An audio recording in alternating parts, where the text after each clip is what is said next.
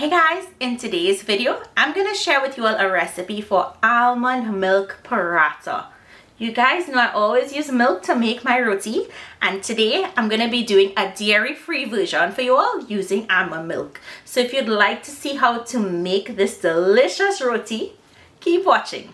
Today's episode is being sponsored by Allston's Marketing Company Limited with brands such as Naturally Almond, Caribbean Dream, Lucima, Bragg and Squeezy.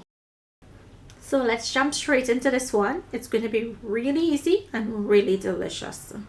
Start by placing all of your dry ingredients into one big bowl. So flour, baking powder, sugar and some salt. Now for this, I'm going to be using Naturally Almond Milk to bring this together. You all know I love to use milk when I'm kneading my dough because it makes a really nice silky dough. So mix in your dry ingredients and then add in your milk, which is at room temperature, a little at a time to bring it together to form a shaggy dough, and continue adding more milk until it comes together like this. I'm kneading it a little more on the softer side so that it comes together really quickly. Drizzle with a little Bragg extra virgin olive oil and start pressing that in. Using the back of your hand, your knuckles, you're going to press really well because you want the gluten in the flour to form. Once it's nice and smooth, you'll form it into a dough ball, and then we'll cover this and allow it to rest for 10 minutes. Make sure your paper towel or your tea towel is damp when you're covering it. After it's rested, we'll go ahead now and remove that paper towel, and it's time to break this into small dough balls.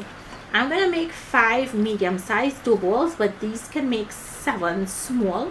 My tower is 16 inches in diameter, so break the dough balls according to how big you can open it out for your tower. Now once you're finished breaking the dough balls, you need to allow them to rest again for another 10 minutes just for the gluten to relax. And use a damp tea towel or paper towel for this again. After it's rested, now it's time to open out the dough balls, and watch how easy this one is going to be. You're just going to open it out with your fingertips. You can use a little bit of grease or oil if you like. You don't have to roll it out with a builder. And then you're going to take some of your avocado shortening, or you can use Crisco, cooking or ghee, whatever you choose to use, feel free to. Sprinkle a little dry flour, make a cut from the center coming outwards, and then roll this into a cone. Now here is where you're creating the layers that a paratha is known for. Tuck that into that piece there, and then flip it over and press in the top.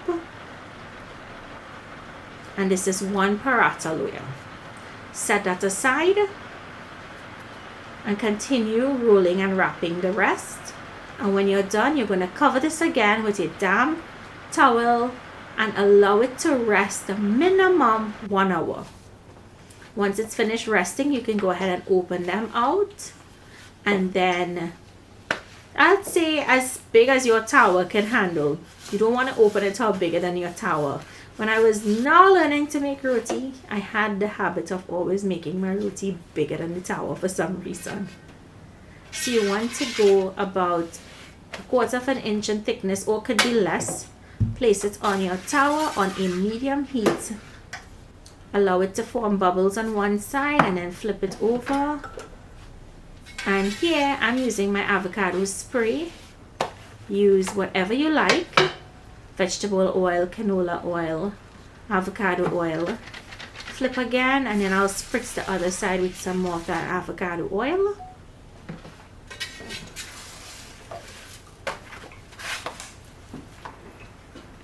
Now we're going to allow this to cook until it's golden brown on both sides. If you like it extra crisp, you can go ahead and cook it longer, but you don't want to overcook it because it will get stiff. And here's where you take 2 dabblers or 2 spatulas and start fitting the roti to release those layers.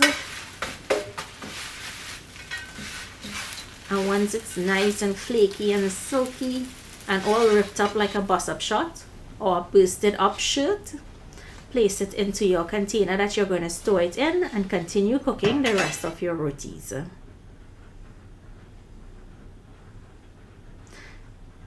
So guys, this was super delicious, super easy to put together, and just look how silky and flaky these layers are.